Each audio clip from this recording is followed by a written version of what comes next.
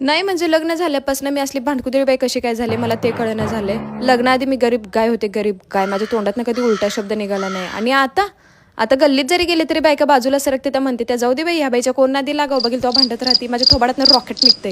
माझ्या तोंडात आहे ना 500,000ची माळ लावावी असं माझं तोंड बडबड करायला लागते. काय म्हणजे माझ्या आयुष्याचं काय होऊन राहिलंय? कशी होते मी आणि आता कशी झालीये? माझा चेहरा किती सुंदर होता, तेजस्वी होते मी कंटिन्यू हसत राहायची, मी आनंदी असायची. आणि आता बघेल तेव्हा माझ्या थोबाडावर नुसते 12 वाजलेले असते, ताट्यापिट्या पडलेले असतात, माझं नाक नुसतं फुगत राहते. कधी माझ्या नाकाच्या पाकळ्या वेगळ्या होते ते देव जाणे. हे असलं करून करून कुण्या दिवशी माझं थोबाड वाकडं होतंय काय माहिती आता. माझ्या सासरची लोक मला बघायला आलते तेव्हा वाटलं होतं त्यांना किती गरीब आहे मुलगी, किती सुंदर आहे, किती छान आवाज यायचा. मी त्यांना हे देऊ का ते देऊ का अशी करायची. आणि आता काय पाहिजे, कशाला पाहिजे, घ्या की तुम्ही, हे असले घाणेरडे आवाज निघतात माझ्या तोंडातून. मी माझी स्वतःची किती काळजी घ्यायची, मी माझे हात सुद्धा सांभाळायची, मेनिक्युअर करायची. आणि आता ढुंगणं धुते लेकरांचे, फक्त ढुंगणं.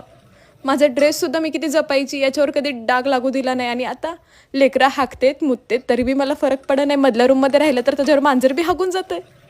लोक म्हणतात लग्न झाल्यावर बाईला रूप चढतं, बाईची तब्येत चढती, पण कुठलं काय डोंबलं. आमचं तर फक्त टेन्शन चढलंय, आमचं बीपी चढलंय, आमचं थायरॉइड चढलंय, आमचं डिप्रेशन चढलंय, बाकी काहीही नाहीये.